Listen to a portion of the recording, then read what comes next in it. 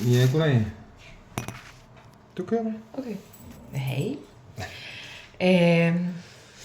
Jeg er Maren Susanne Victor, kaldt Susanne. Jeg er opkaldt efter min mormor, som hed Maren Susanne Victor. Og da jeg blev døbt, der nægtede præst at give mig det danske navn, som Maren Susanne. Så det blev den færøske del, Maren Susanne Victor. Jeg er født 21.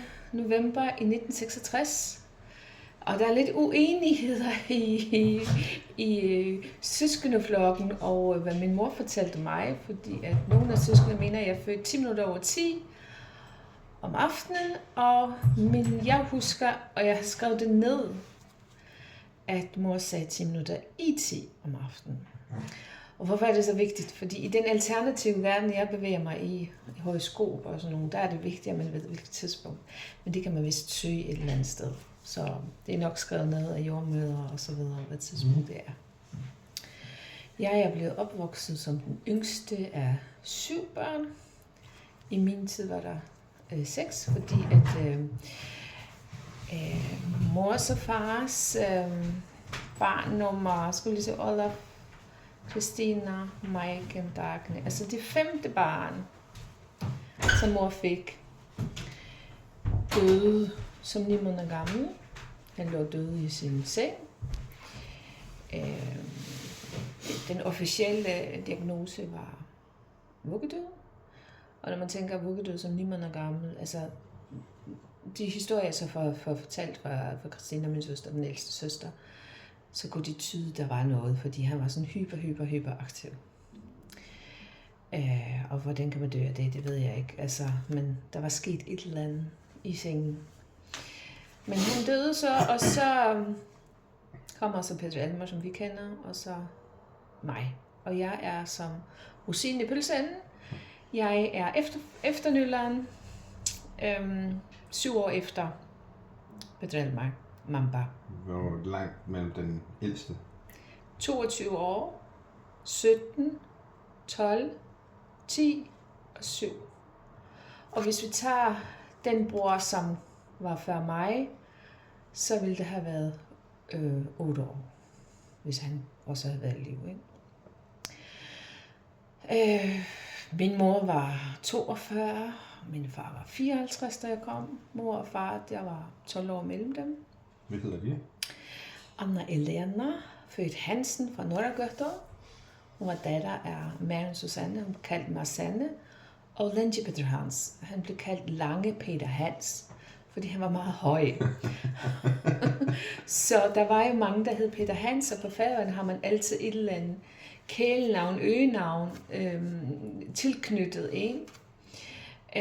Så han blev kaldt Lange Peter Hans for at adskille ham fra den anden, fordi den anden var meget lille i forhold til det. Så han Lange Peter Hans. Og Lange Peter Hans, når man ser billeder af ham og skal sådan bedømme, jeg har set nogle billeder af mormor og ham og nogle andre kvinder. Og hvis de andre kvinder har været på min højde, altså jeg er 1,63, og det giver mening, fordi jeg kan ikke huske mormor så meget lille, men mere normal. Så har han været op omkring de 2 meter. Han har været omkring 1,90-2 meter, men jeg har det ikke noget papir. Det er bare sådan noget skøn, man kigger på, ikke? Og det har været meget højt på Færøerne på daværende tidspunkt. Ikke?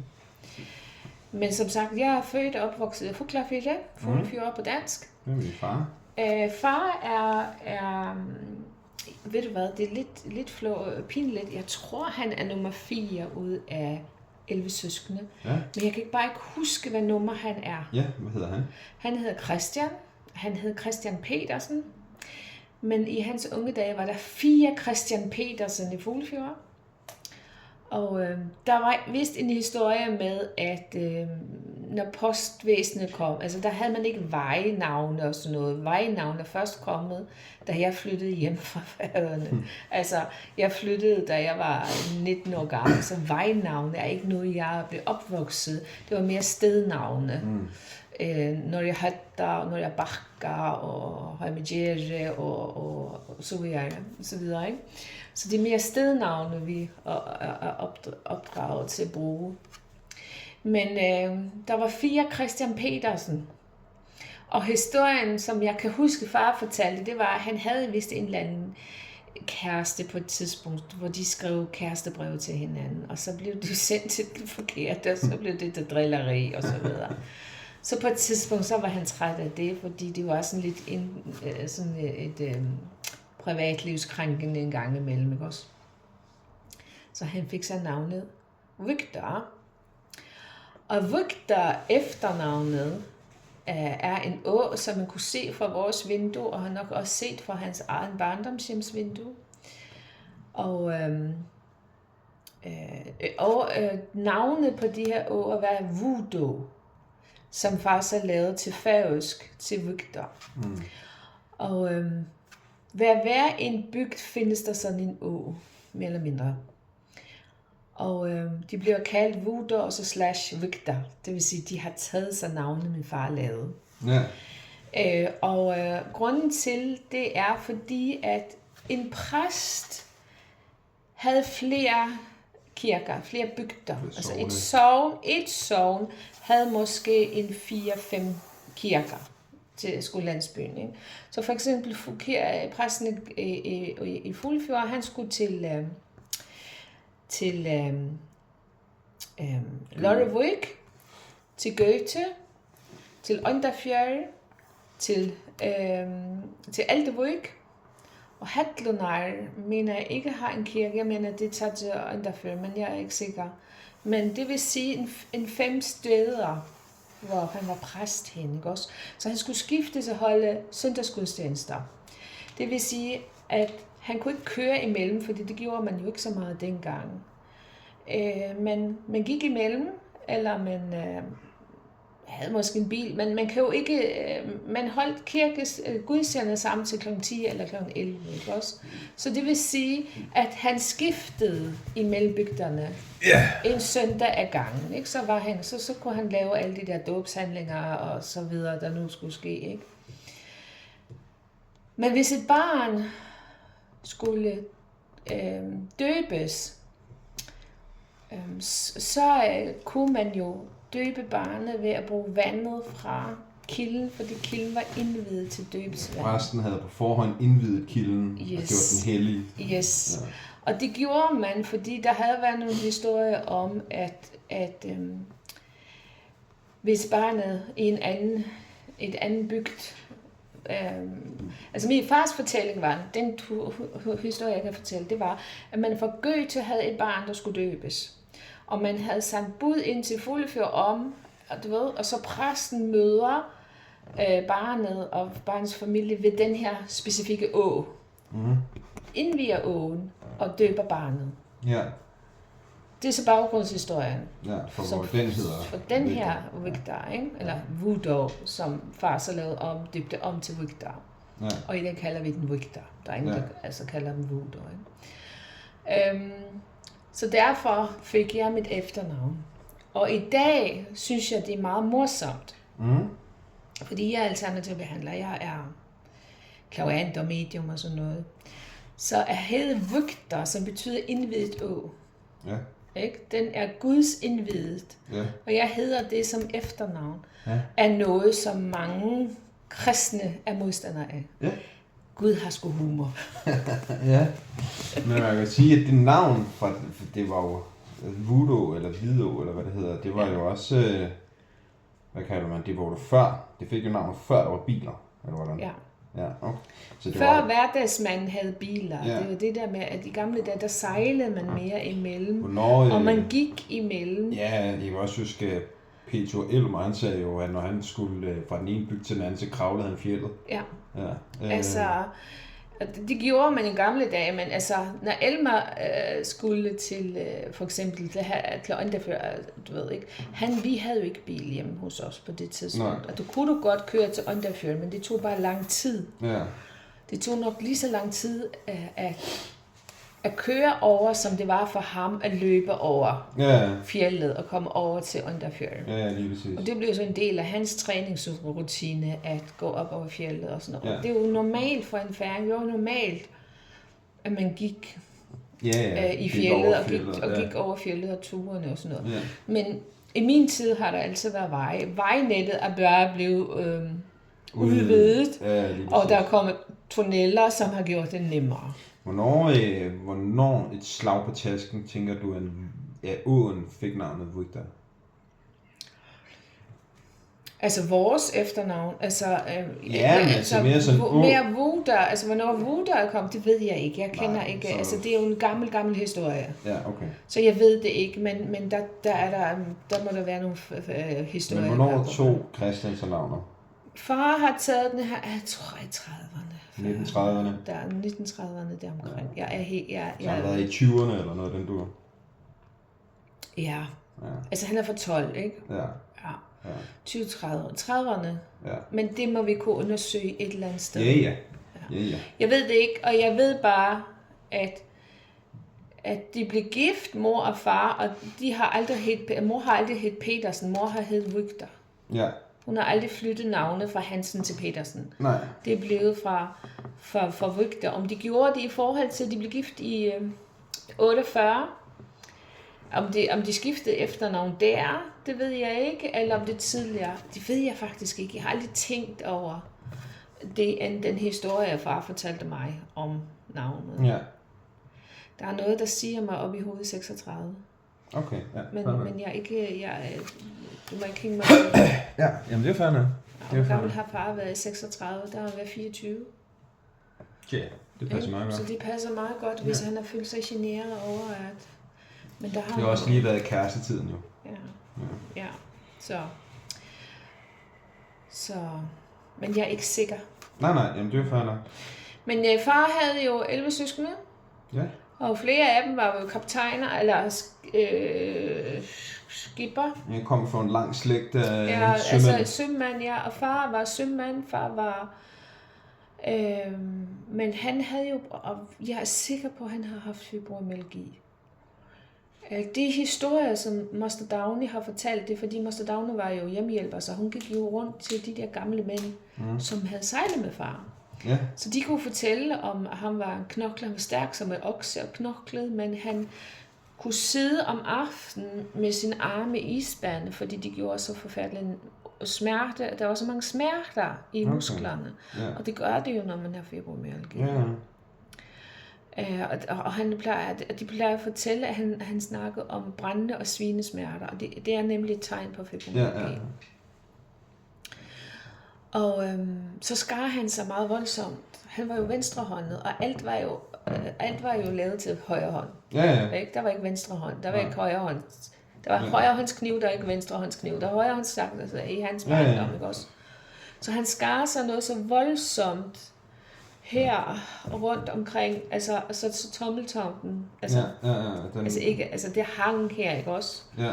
Og det gjorde jo så, at han blev, det var en af grundene, det er nok summen af mange ting, har gjort, at han så blev skibskok. Ja. Så i mange år sejlede han som skibskok, og skulle så selvfølgelig hjælpe til på dækket, når det var. Og han har oplevet at blive slået ud på havet og så videre, ikke også?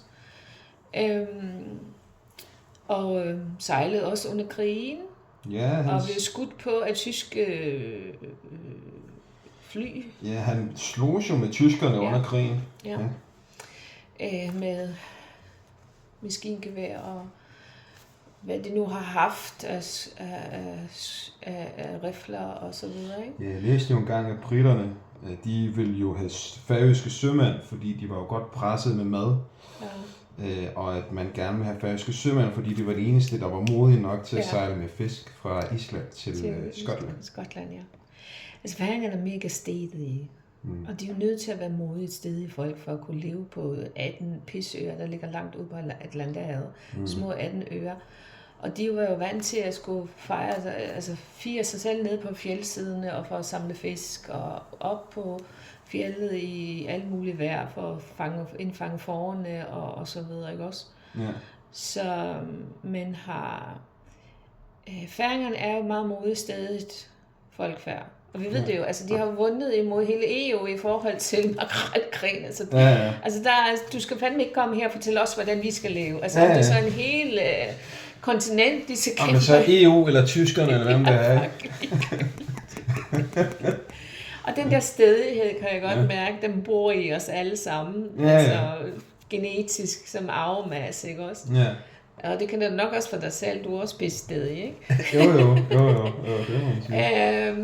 Og det er også den der stedighed, der gør, at man bringer frem. Jeg kan huske en overgang, der havde jeg min kusines mand, han var jo kaptajn på Mærsk, og han fortalte engang, at 70 eller 75% af alle Mærsk kaptajner, det var færinger. Ja, lige præcis. Ja.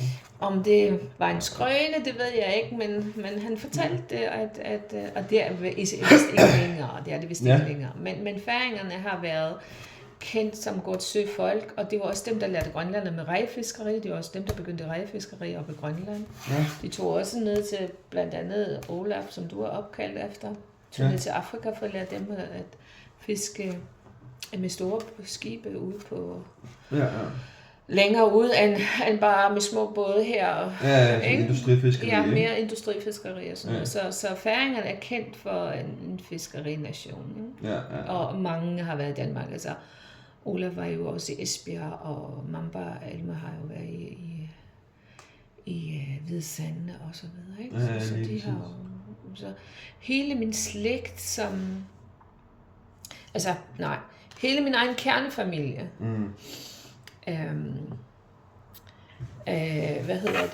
Af min mor, min far og mine brødre har været sømand. Og så min svoger, den eneste svoger, der ikke har været ude at sejle, det er Ove.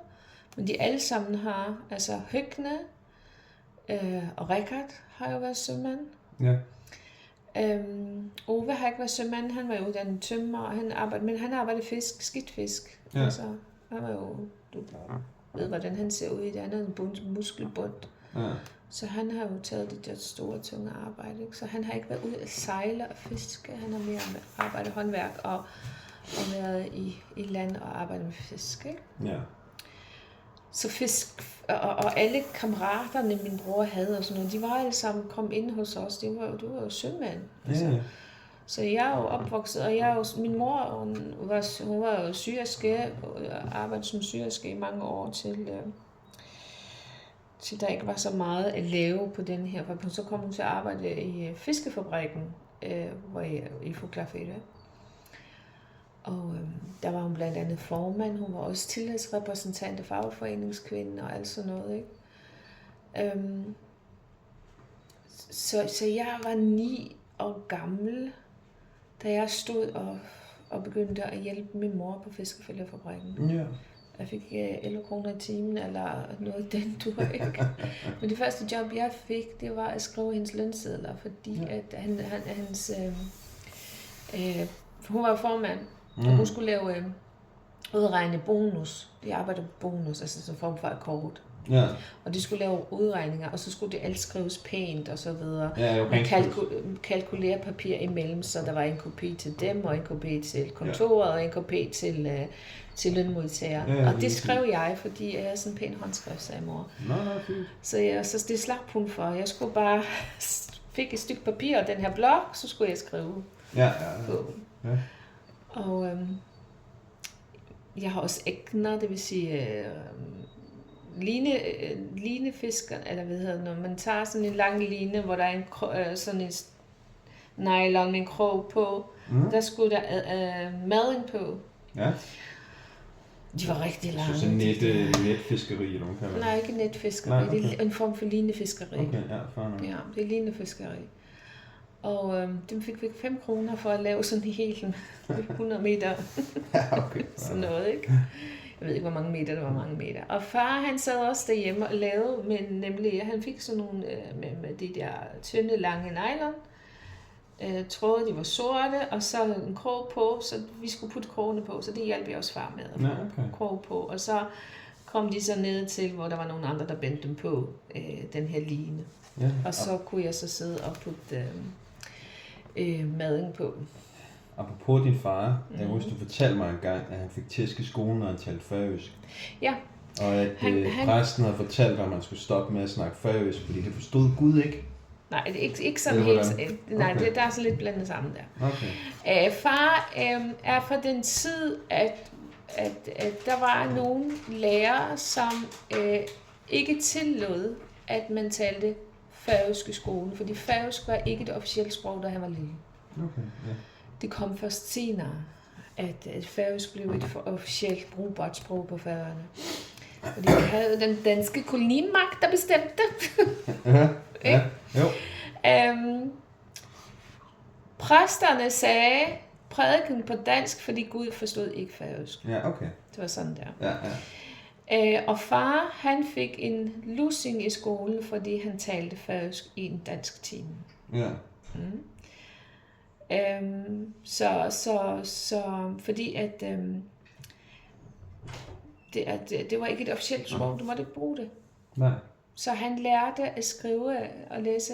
Han lærte at skrive på dansk, som det første sprog mere eller mindre. Ja. Men de havde også færøsk lærer.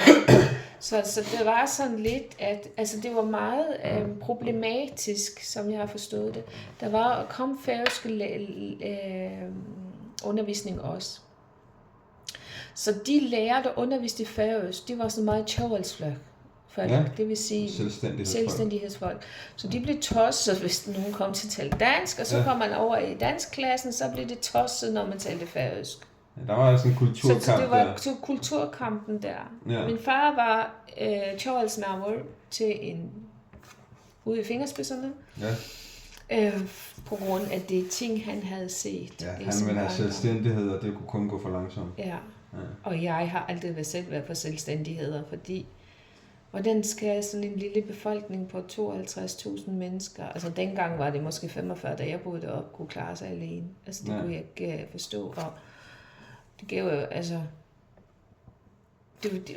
altså lidt som Grønland i dag, ikke også? Altså, hvordan skal sådan en lille befolkningsgruppe kunne klare sig med alting, med sygehusvæsenet, med skolesystemet, alting. Retsvæsenet. Ja, alting. Og finansiere det hele også. Ja, nemlig. Altså, hvordan skulle man klare det alene? Ja. Fordi meget af de her fiskehalløjser, altså, det er jo ikke færingerne, der tjener styrten med penge på færøsk fisk, vel? Nej, det er hollænderne, ikke? Ja. Så der er sådan ikke sans i mit hoved, men jeg vil godt forstå kampen, og jeg har respekt for den. Ja, fair. Hvis bare vi kom væk fra den her mærkelige tankegang, der er en gang imellem danskere og færinger imellem, og grønlænder imellem, ikke? Ja. Altså, der er nogle fortidsspøgelser gemt blandt færingerne og danskerne. Ja, og danskerne også. Danskerne tænker ikke altid over, det ordvalg, de bruger, kan faktisk være meget kolonisers påvirket. Ja. Og det er måske en lille bagatel, det her, men jeg havde en oplevelse for et par år siden, hvor jeg tog til Færøerne. Jeg sad ved siden af et ældre ægtepar, som skulle op, ja, det var 70'erne eller sådan noget, ikke? De skulle op til Færøerne for første gang, og de glædede sig rigtig meget. Og vi sidder ombord på Atlantic Airways, som er et færøsk privat flyselskab, som har selvfølgelig også finansieret og hjælpet til det offentlige, hvis jeg husker rigtigt, ikke? Ja. Men det er et færøsk succesfuldt airlines. Ja. Ikke?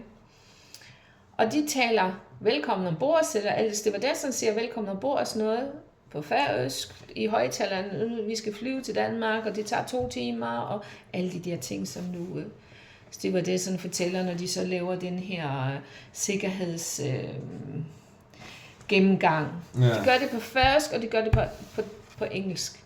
Ja. Så sidder de går hjælp med at pisse hammerne tosset over, hvorfor de ikke taler dansk. Ja. Hvad tror du, ikke? Hvorfor skal jeg spørge, hvorfor skal vi tale? Jamen, det er en del af Danmark, så skal dansk kongerige skal der tale dansk. Og vi kan høre det som noget. Ja, noget andet. Ja. Noget andet, end hvad hensigten er. Ja. Så jeg siger, hvorfor fanden skal et privat selskab tale dansk? Ja. Altså, Ja. jeg taler da ikke færøsk, når jeg kommer i en butik i Danmark, vel? Men det kunne det slet, altså, du ved ikke. Men hun kunne slet ikke høre, at hun faktisk sad og skældte ud over, hvorfor alle ikke kunne snakke dansk til hende. Ja. Og fordi hun skulle forstå, i stedet for at sige, det her det er selskab, de har... Altså, du er et færøsk selskab på Færøerne, der blot rejser til Danmark. Yes. Med færøske kunder. Ja. Altså, hun er jo i meget stærke mindretal, ikke? Yes. Ja. Og det var det der med, Hvorfor? Og det er jo sådan, vi oplever tit, det er som om, vi vil ikke ejes.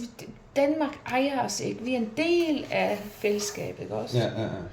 Men folk føler sådan tit, at vi ejer jer. Ja. Og det er det, man opponerer lidt imod. Nej, I ejer ikke os. I er storebror. Ja, lige præcis. Ja. I er storebror. Og storebror hjælper. Vi hjælper hinanden. Ja, lige præcis. Og så tænker man ikke over, så bliver den der skudt i næsen af os en gang imellem. Ja, I bare nasser. Ja, I skulle bare vide. I kender slet ikke historien. I kender ikke alle de millioner og milliarder, der røget ned i den anden vej. Ja, lige præcis. Fordi hvis Danmark ikke så en opportunity på et eller andet plan, Ja, så en fordel. så en fordel. Ja. Ikke? Jamen, der var også alle de millioner, de huggede for Færøerne efter krigen. Ja. I dagens penge havde det nok været milliardervis af kroner, ikke også? Ja. Som de havde tjent på fiskeri. Ja, og det var derfor, min far blev så bitter. Ja. En af tingene, far blev så bitter på Danmark, det var, at Færøerne tjente styrtende på at sejle mellem Island og Skotland. Ja, under krigen. Under krigen. Og der var rigtig mange færinger, der døde for det, ikke? Ja, og hvis man tænker befolkningsmæssigt, så var der flest færinger, som døde under per kapital, per kapital, ikke? Ja. Under 2. verdenskrig. Men det ved man jo ikke noget om. Og man ved jo heller ikke, at Winston Churchill faktisk skrev et takkebrev til færingerne. Ja, præcis. Det ved man jo ikke noget om. Det var jo, man kan jo sige, at meget af den engelske var storbritanniske befolkning levede på hval og fisk, som de færingerne havde bragt i massevis. Ja. Og det tjente man rigtig mange penge på. Ja. Man havde millionoverskud. Ja. Og så efter krigen, så den der selvstændighed, som færingerne havde fået smag for, den blev jo... Så da krigen var efter, det blev jo totalt overrullet, og så kom man ind og tog de penge, som færingerne havde tjent under 2. verdenskrig. Det forsvandt med blod og tårer. Ja, det forsvandt i den danske statskasse. Man gjorde så det, færingerne forsøgte så at lave efter krigen, at få sådan en... At de stemte om at blive selvstændige. Ja. Og de vandt. Det blev overrullet den danske stat. Ja, sådan det. Men tilbage til familien. Ja, du fortalte også på et tidspunkt, at også morfar, han var en gavtyv, når han stak eller krudt i piberne. Ja. Og blev også kastet ned fra en kran og sådan noget også. Ja.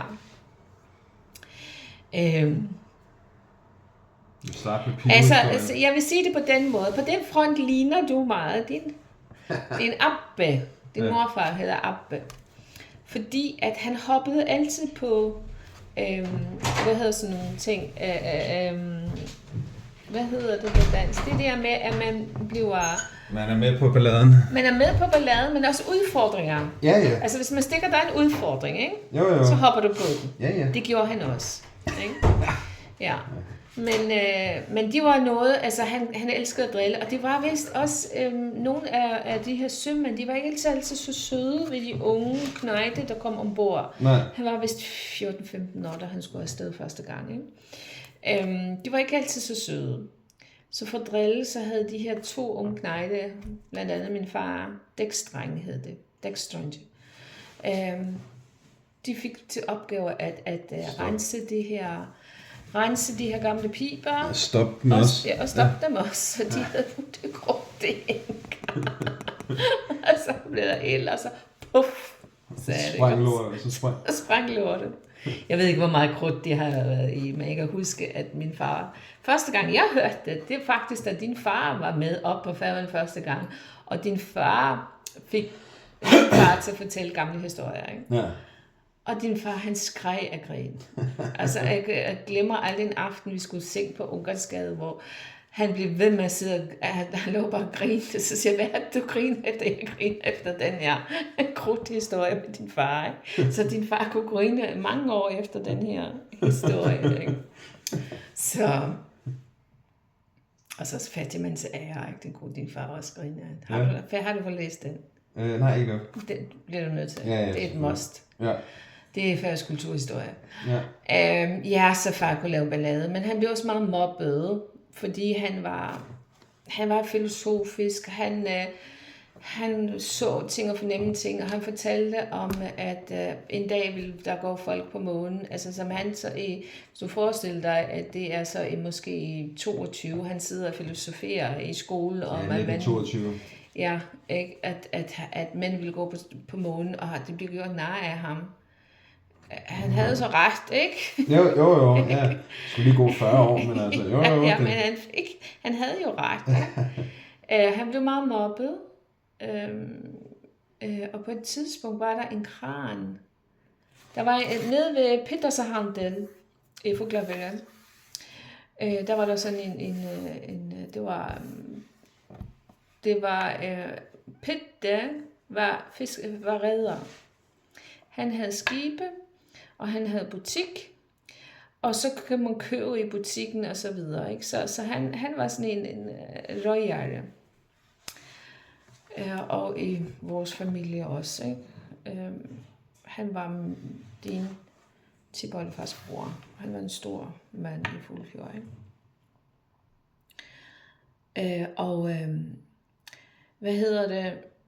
Så far arbejdede jo også for ham, men nede på kajen der havde de sådan en kran. Jeg ved ikke, hvor høj den har været. Men den her kran tog jo ting op for skibene og så videre, ikke? Der havde de hængt ham, hævet ham ind, eller hævet ham op i den, og bare givet slip, så han knaldede ned med næsen først ned i asfalten. Nej. Nå.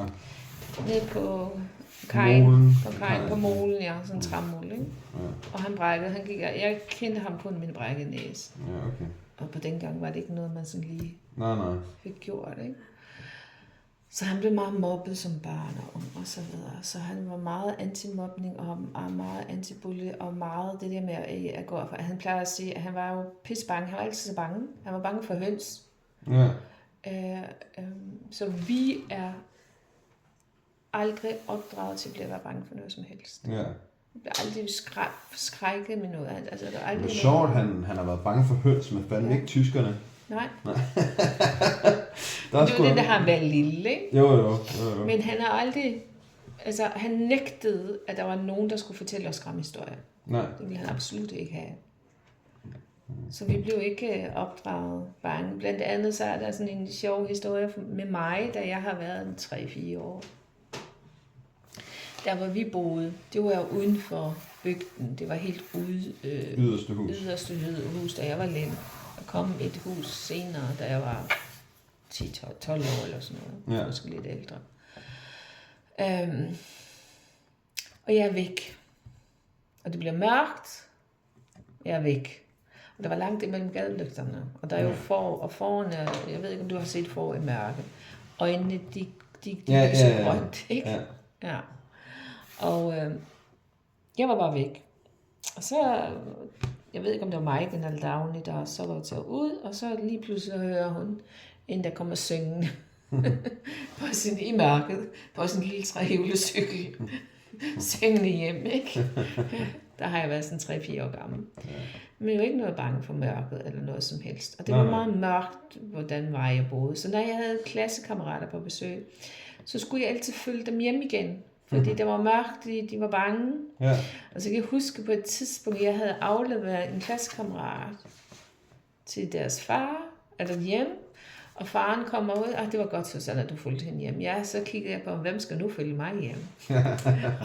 Det klarer du selv som hvis du skulle ikke bange for en skid. I er aldrig bange for noget som helst. Så det var altid mig, der skulle følge. Vi skulle altid følge de andre hjem, for de var jo ikke bange. Vi kendte jo ikke til andet end at bo derovre i mørket. Der var gadelygter, der var bare så langt imellem. Ja. Ikke? Så det var meget mørkt. Ja. Men der var ikke noget, jeg var bange for. Så mødte man bare et par lysende øjne, og vi vidste jo, det var et forår, så lige pludselig et eller andet sted fra, så det var ikke... Nej. Altså, og de blev nærmest ens venner, alle de her forår, som lå omkring. Ja. Så Kunne genkende dem. ja, altså man kunne genkende dem, og så var det fantastisk, når alle lammene kom og sådan noget. Ikke? Det var ikke vores for, det var jo folk fra bygden, som havde områder, eget områder. Ja, Rundt græsmarker omkring og sådan noget. grænsmarker, og vi havde jo også et par farplejede at have par hjemmelam, som vi kaldte det, ikke? Som vi opflaskede, og så... Det var også noget med, at Arpe, han havde en kat, der hed Kom. Fordi den kom, når han sagde kom. Ja. Abbe havde en sort kat. Og jeg hang altid røven på far. Ja. Altid. Og så spurgte jeg boede i Danmark på det tidspunkt, så spurgte jeg, hvad hedder den? Den hedder Kom. Hvorfor hedder den Kom? Fordi den kommer, når jeg siger Kom.